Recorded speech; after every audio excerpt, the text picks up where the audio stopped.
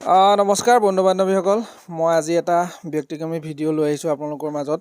আপোনালোক সকলোৱে বাইক চলায় আৰু বাইক চলাই হয়তো বহুত দূৰ দূৰণিলৈ যায়।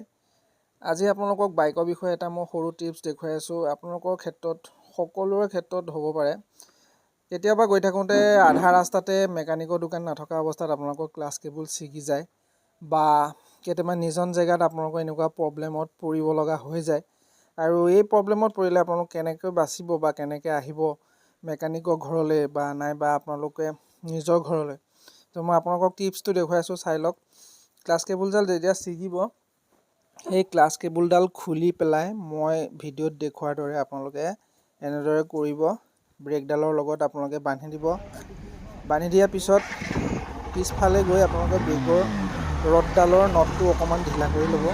তাৰপাছত চাই লওক, ষ্টাৰ্ট কৰিলোঁ। ষ্টাৰ্ট কৰাৰ পিছত